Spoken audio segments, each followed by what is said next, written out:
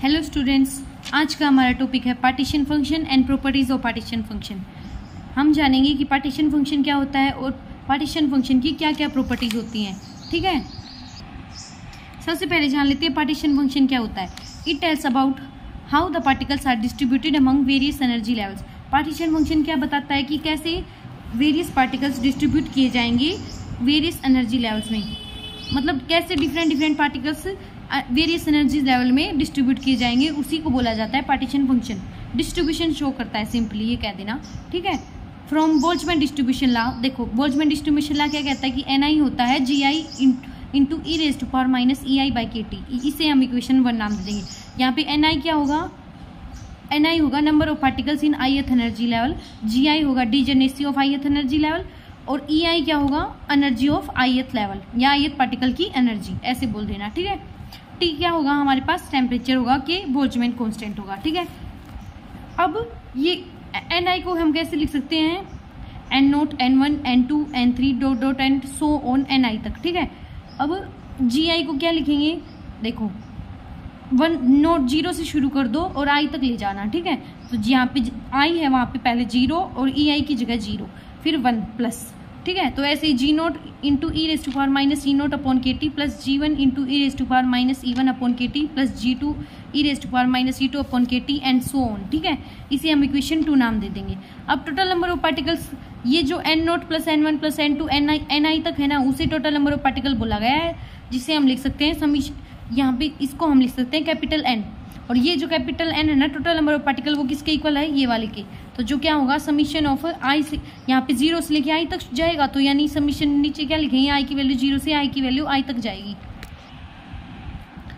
इतना लिखने के बाद टोटल नंबर ऑफ पार्टिकल्स आने के बाद ये जो वैल्यू है ना इक्वेशन 2 में रख देंगे। तो इस वैल्यू की जगह पे ये रख देंगे, या फिर capital N equal to direct लिख के दिखा सकते हैं ऐसे। और ये जो वैल्यू है ना वो क्या है, देखो जी नोट फिर G1 फिर G2, ऐसे ही E raise to power minus E naught into upon K T plus E raise to power minus E1 upon K T, ऐसे ही है। तो जी समीशन में क्या लिख देंगे, समीशन आई की वैल्यू 0 से आई जाएगी और G naught G1 G2 G3 and so on G I तक जाएगी। तो G I into E raise to power में भी ई आई तक जाएगा बाई के टी। तो यह लिखा हुआ है equal to summation of I की वैल्यू 0 से I G I into E raise to power minus C I by के टी इक्वल टू क्यू। और ये जो वैल्यू आई है ये हमारी होती है पार्टीशन फंक्शन, इसी को बोलते हैं हम क्यू। ये जो हमारी है ये मेन वैल्यू है कि क्यू की वैल्यू क्या आई, समीशन ऑफ आई की वैल्यू 0 से I G I into E raise to power E I upon K T. ठीक है, अब हम देख लेते हैं properties of partition function. Partition function की क्या क्या प्रॉपर्टीज होते हैं वो देख लेते हैं। पहले क्या होती है, ये एक डायमेंशनलेस क्वांटिटी है, ये जस्ट एक नंबर है। ठीक है, ये डायमेंशनलेस क्वांटिटी और एक ये नंबर है सिर्फ। और ये जो है ना पार्टीशन फंक्शन है वो रिप्रेजेंट किया जाएगा क्यू से। जो क्यू है ना वो इक्वल होगा समीशन ऑफ आई की वैल्यू 0 से I G I into E raise to power minus E I upon K T.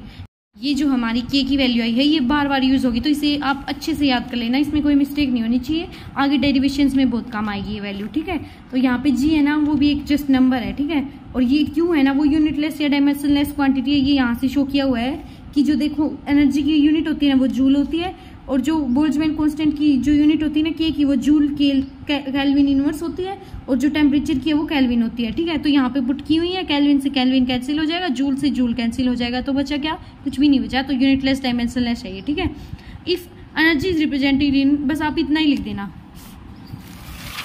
अब सेकंड प्रॉपर्टी हमारी आती है effect of temperature on partition function. ये डायरेक्ट क्वेश्चन भी आ सकता है 4 मार्क्स में या 8 मार्क्स में कि टेम्परेचर का इफेक्ट बताओ पार्टीशन फंक्शन पे। तो दो टेम्परेचर के इफेक्ट बताने, एक तो लो टेम्परेचर पे और एक हाई टेम्परेचर पे। ठीक है, तो लो टेम्परेचर पे पहले देख लेते हैं। तो केस पहला आता है लो टेम्परेचर, जब टेम्परेचर टेंड करेगा 0 की तरफ। ठीक है, अब हमें पता है जैसा कि मैंने बताया partition function is defined as Q equal to summation of I की वैल्यू 0 से I G I into E raise to power minus E I by के टी। ठीक है, ये बात बहुत अच्छे से याद कर लेना कि स्टैटिस्टिकल थर्मोडायनेमिक्स में बहुत सारे ऐसे रिजल्ट आएंगे जो आपको डायरेक्ट याद करने होंगे। ठीक है, क्यू इक्वल टू, अब देखो समीशन को खोल लेते हैं। समीशन खोलेंगे तो क्या हो जाएगा, जी note plus G1 plus G2, ऐसे ही E raise to power E minus E1 by के T plus E raise to power minus E1 E naught by के टी, E1 बाई के टी, E2 बाई के T and so on E I by के T तक। तो ये ऐसे ही summation खोला हुआ है यहाँ पर। ठीक है, अब जब टेम्परेचर टेंड करेगा 0 पे तो टेम्परेचर की जगह 0 रख देना। तो यहाँ पे टी है 0 0 0 0। ठीक है, टेम्परेचर की जगह 0 रख लिया। अब क्या करेंगे, देखो ग्राउंड स्टेट में है ना जो E0 की वैल्यू 0 होती है, तो ग्राउंड स्टेट में सिर्फ E0 की वैल्यू 0 रख देना, 0 रख देंगे तो बाकी सारी टर्म तो समथिंग बाय 0 इन्फिनिटी होता है, ये बच जाएगा 0। तो e⁻⁻0 बाकी सारी e⁻⁻∞ बचेंगी, ठीक है। अब समथिंग की पावर 0 क्या होता है 1, तो ये क्या बच गया, q इक्वल टू g0 बच गया, यहाँ पे 1 हो गया। बाकी सारी क्या होगा, इन 0 वैल्यू आ जाएगी, e⁻∞ ये वैल्यू रखेंगे तो 0 0 आएगी, बाकी सारी 0 हो जाएंगी, सिर्फ बचा g0, ठीक है। तो q की वैल्यू क्या आ गई, g0। इसका क्या मतलब है कि लो टेम्परेचर पे सिर्फ ग्राउंड स्टेट ही थर्मली एसेसिबल है, सिर्फ ग्राउंड स्टेट की वैल्यू आई g0, तो it means at low temperature only ground state are thermally accessible. और पार्टीशन फंक्शन को ऐसे भी डिफाइन कर सकते हैं, देखो it may also be defined as partition function is equal to degeneracy of ground state. Partition function किसके इक्वल है, degeneracy of ground state, 0 ground state के लिए यूज किया हुआ है यहाँ पे, ठीक है। केस सेकंड देख लो कि हाई टेम्परेचर पे हो तो क्या इफेक्ट होगा पार्टीशन फंक्शन पे। तो हाई टेम्परेचर पे क्या होगा, जब टेम्परेचर टेंड करेगा इन्फिनिटी पे, तो अब जहाँ पे टेम्परेचर की वैल्यू 0 रखी थी ना, वहां पे टेम्परेचर की वैल्यू इन्फिनिटी रख देना। तो यहाँ पे जहाँ टेम्परेचर है वहां इन्फिनिटी रख देना, ठीक है। तो इन्फिनिटी रख दिया मान लो एक बार, तो देखो e⁻⁻1/∞ क्या होता है, 1/∞ क्या होता है 0, तो e⁻1/∞ क्या हो गया 0, e⁻−0 आया, 0 नीचे ले जाएंगे तो 1/e⁻0 हो गया, e⁻0 क्या होगा 1, यानी क्या आया 1, ठीक है। तो यानी ये जो वैल्यू है सारी ये 1 हो गई, तो बचा क्या g0 plus g1 plus g2 बचा, तो जो बचा ना वो हमने यहाँ पे लिख दिया, ठीक है। तो अब ये क्या लिख सकते हैं, यहाँ g0 g1 g2 g3 and so on जा रहा है i तक मान लो, ठीक है, i तक जाएगा, तो q की वैल्यू क्या लिख सकते हैं, समीशन ऑफ i की वैल्यू 0 से i gi, ठीक है। ये सारी टर्म्स आपस में ऐड होगी, gi तक जा रही है, तो i की वैल्यू 0 से लेके i तक जाएगी, समीशन और gi, ये खुलेगा तो ये एज इट इज टर्म आ जाएगी, ठीक है। तो फाइनल रिजल्ट क्या कह सकते हैं कि therefore at high temperature all states are thermally accessible, सारी स्टेट्स आई हैं तो सारी स्टेट थर्मली एसेसिबल है।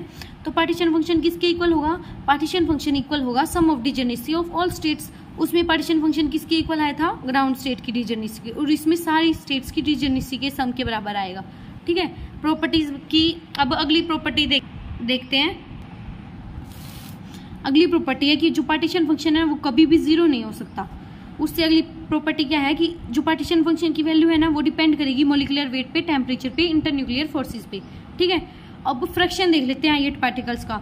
तो fraction of highest particle P से रिप्रेजेंट किया हुआ है, जो किसके इक्वल होगा, small ni upon capital ni। अब कैपिटल N सॉरी, तो जैसा कि मैंने पार्टीशन फंक्शन की डेफिनेशन में बताया था, कैपिटल N किसके इक्वल होगा, summation of gi into e⁻⁻ के होगा, ठीक है।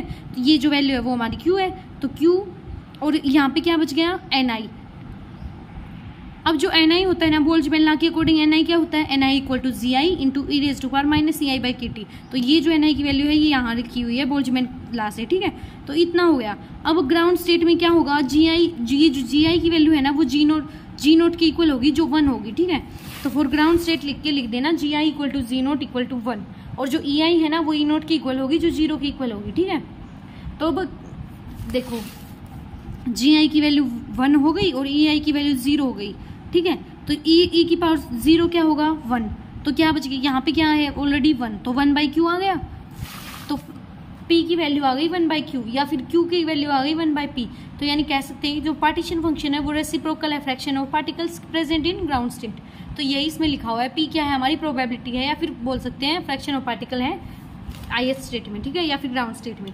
हो गया। 6th हमारी प्रॉपर्टी आती है कि मैक्सवेल बोल्ट्जमैन लॉ से हमें क्या मिला, ये देख लो।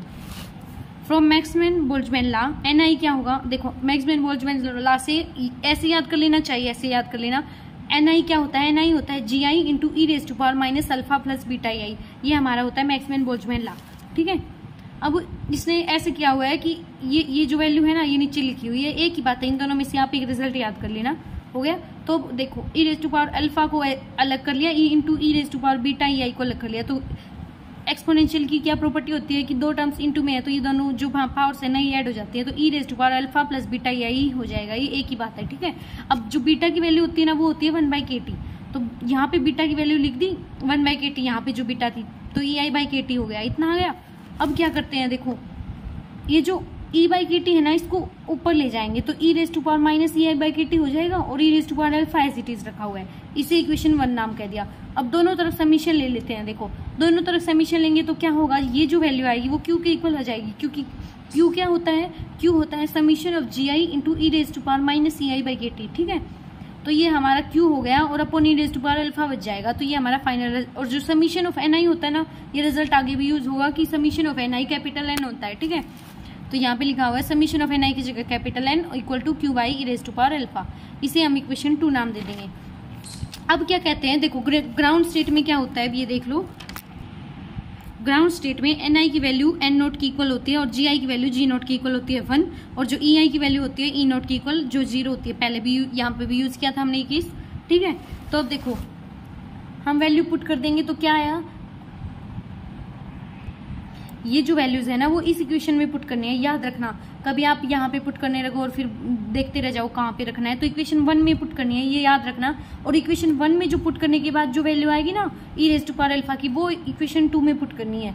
ये बात ध्यान रखने वाली है। ठीक है, तो पुट करेंगे तो देखो एन आई की जगह एन नोट रख देंगे और जी आई की जगह जी नोट रख देंगे जो 1 है, और E I equal to E note होगा जो 0 होगा। तो देखो यहाँ पे 0 ई रेज टू पावर 0 1, और जी आई की जगह जी नोट है जो 1 है, तो यहाँ पे भी 1, यानी क्या आ गया 1 by e raise to power alpha. तो एन नोट की वैल्यू आ गई, एन आई की जगह एन नोट यहाँ पे बताया हुआ है। ठीक है, तो एन नोट की वैल्यू आ गई 1 upon e raise to power alpha. इसे हमने इक्वेशन स्टार नाम दे दिया। तो अब जो इक्वेशन स्टार की वैल्यू आई है ना, ये जो यूज करनी है इक्वेशन 2 में, यानी इससे E raise to power alpha की वैल्यू निकाल लें। जो E raise to power alpha की वैल्यू आई 1 बाई एन नोट। ठीक है, ऐसे लिख सकते हैं इसे, E raise to power alpha is equal to 1 by N naught. तो E raise to power alpha की वैल्यू यहाँ पे है ना, ये रख देंगे 1 बाई एन नोट। तो क्या बच जाएगा, क्या आ गया, एन की वैल्यू आ जाएगी एन नोट इंटू क्यू। ठीक है, सॉरी हमें सिर्फ 1 by raise to power alpha की वैल्यू चाहिए थी, यहाँ पे 1 है, ये 1 by raise to power alpha है। सीधी direct 1 by raise to power alpha की वैल्यू एन नोट आई हुई है, तो ये निकालने की कोई जरूरत नहीं है, डायरेक्ट एन नोट रख देंगे तो क्यू इंटू एन नोट आ जाएगा। ठीक है, तो एन की वैल्यू आ गई क्यू इंटू एन नोट, इतना आ गया। अब क्यू की वैल्यू निकाल सकते हैं, एन नोट को नीचे ले जाएंगे तो एन बाई एन नोट आ गया।